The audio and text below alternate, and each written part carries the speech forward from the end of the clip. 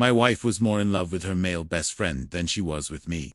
For Valentine's Day, she bought him a gold watch, a custom leather jacket that said, "You're the only man who truly gets me," and the latest gaming console. She bought me a pair of socks, and I did nothing. I stayed quiet. I accepted everything until she made a decision that shattered my world. But before I dive into my story, please like and subscribe so you don't miss any updates. And comment where you're watching from. From the outside, our wedding looked like a dream come true under the Accra sun, but it was a nightmare in disguise. The groom stood alone by the altar, arms crossed, watching as my wife danced with a man in a sharp tux who wasn't me. He was her male best friend.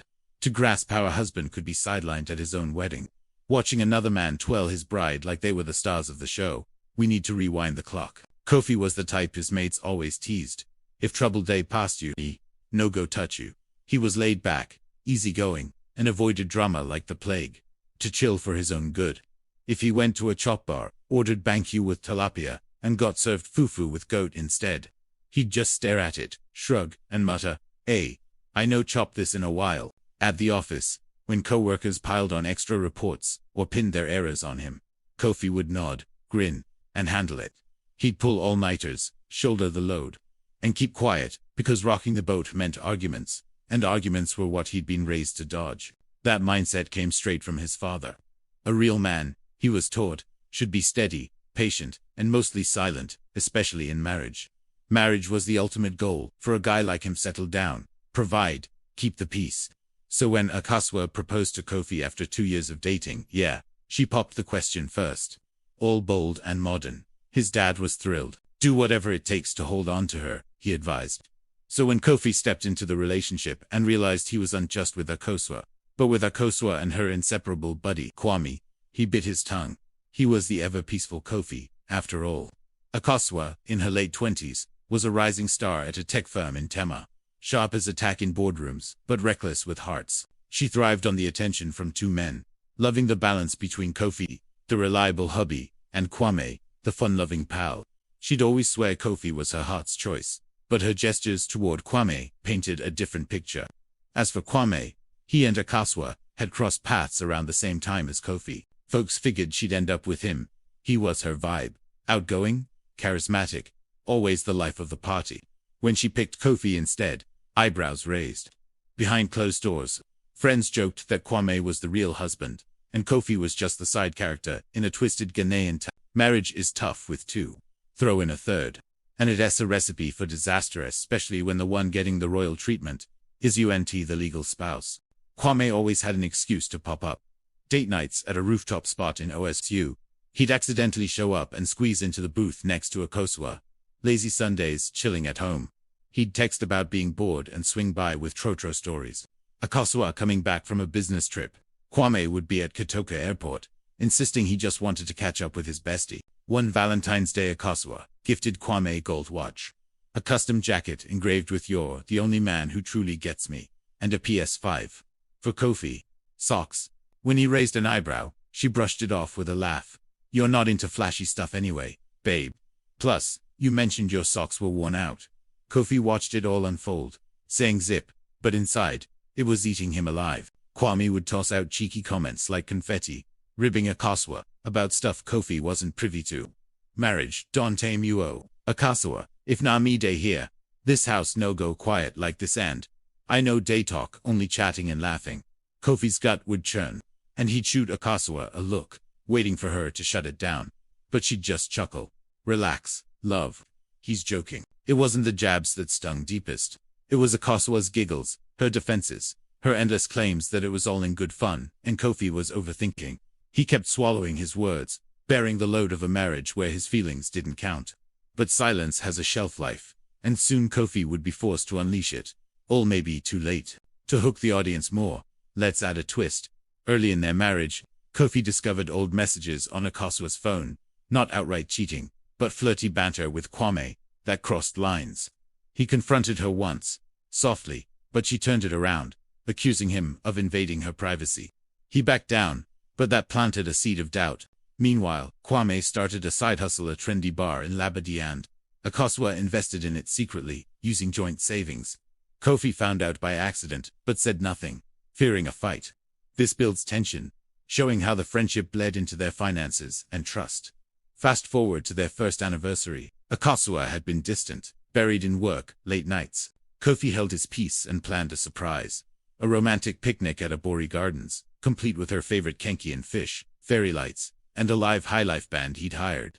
That morning, she sent a quick happy anniversary text with a heart emoji. He took it as a win. But when she got home, Kwame was trailing behind her, arms slung over her shoulder like he owned the place. Akasua explained, "We bumped into each other at the mall. Kwame's family is stressing him, so I figured he could join us for a bit." Kwame grinned. "Hope you got enough for 3, bro."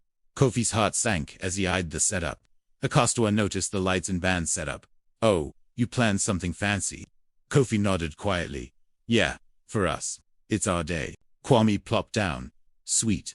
I hope the kenki's spicy. Akasua knows I like mine hot, right?" As the band played, the vibe shifted. Akasua and Kwame dominated, sharing laughs over inside jokes from their uni days, while Kofi sat like a third wheel. Each chuckle felt like a slap. Still, he stayed mute. Then Kwame leaned in. "The food's decent, man. But next time, hit me up for tips. Akasua loves my special pepper sauce. Don't you, girl?" Akasua hesitated, then shrugged. "Yeah, yours is fire," Kofi muttered. "If you don't like it, you could have skipped the uninvited dinner." Kwame chuckled. "Whoa, chill." Kofi finally speaking up. "Impressive." Kofi pressed. "I just wanted one night alone with my wife." Akasua snapped. "Why you acting jealous like a kid?" "Kwame's family." Kofi fired back. "You dragged another man into our anniversary. How should I feel?" Kwame watched, smirking. Akasua escalated. "You always quiet. Now you want to blow up. And don't act innocent. Your office girl's always flirting when I drop by." The argument exploded. Kofi, hating conflict, tried to de-escalate, apologizing even as tears welled. But Akasua stormed off, packing a bag. "I need space," she declared. Then, turning to Kwame, "Let's bounce." Kwame's eyes lit up. As they left, Kofi chased them to the gate, pleading. Akasua yelled, "You ruined it." Kwame drove her away, his hand on her knee in the rear view. Kofi saw it all. For added plot twist to engage YouTube viewers, during those days apart, Kofi uncovered that Akasua and Kwame had been secretly planning a getaway trip, disguised as a business venture for the bar. He found tickets in her email. This amps up the betrayal, making viewers gasp. 3 days later, Kofi was a wreck, barely eating. Calling non-stop. Akasua ignored him. Worry turned to panic. He fainted at work from dehydration and stress. Colleagues rushed him to Coralbu Hospital. Waking up, the doctor delivered news. "You're stable, but we ran tests, you're anemic, and congratulations, you're going to be a father." Wait, what? Turns out, Akasua was pregnant, but no twist. Kofi was the one carrying. No, wait, in this flipped gender story. But keeping biology real, the doctor revealed Kofi had a rare condition exacerbating stress. But the big reveal was from a prior check. Akasua had confided in him about her pregnancy before the fight. But in the chaos, it slipped. No, let's adjust for drama. Kofi learned from the doctor that Akasua had visited recently and was pregnant. But she hadn't told him yet. He pieced it together from shared medical records or something. But to make it personal, actually, Kofi realized he needed to tell her something urgent.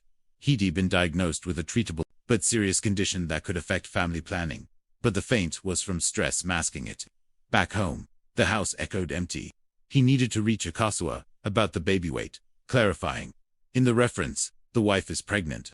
So flipping genders here, Kofi discovers he's the one who needs to share life-changing news. But to mirror, let's make Kofi find out they're re-expecting via a forgotten pregnancy test in the bathroom. Positive, dated before the fight. He calls endlessly, no answer. Meanwhile, Akasua and Kwame were at a beach resort in Ada, sipping palm wine, her phone buzzing. Kwame convinced her to block Kofi. He needs to chill. They toasted, sealing the silence. Desperate, Kofi got Kwame's number from a mutual friend. Kwame picked up smug.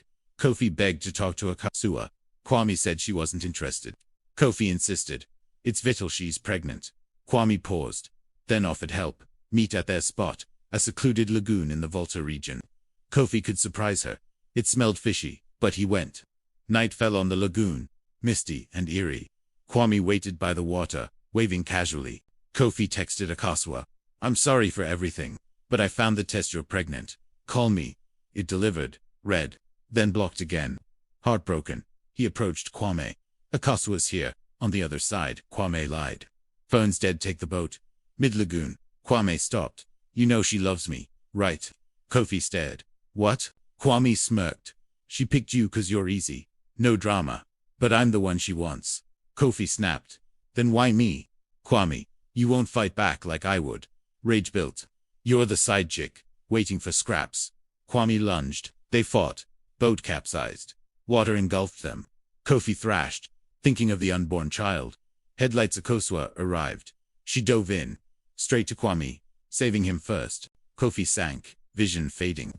Hospital. Akoswa and Kwame waited. Doctor, he's stable, but the stress caused a misgraduate. No, in twist. Kofi wasn't pregnant, but the fight revealed Akoswa was, and the trauma caused her to lose it. Wait, flippin'.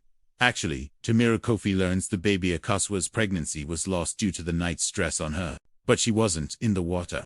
Adjust. Akoswa saved Kwame, then Kofi second, but the delay caused Kofi severe injury, and in the chaos, Akoswa miscarried from the shock. Akoswa entered Kofi's room, guilty. I didn't know about the baby. Kofi, cold. Divorce, she begged. But he unloaded.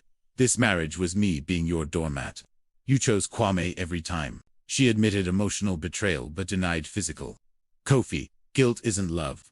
We're done. Post-divorce. Kofi thrived, started a podcast on toxic relationships, became assertive at work, co-founded a men's support group for emotional abuse survivors. Years later, at a gala in Accra, he saw her with Kwame, now together, but miserable. Their eyes met. Kofi felt nothing. Walked past it, broke her. What did you learn?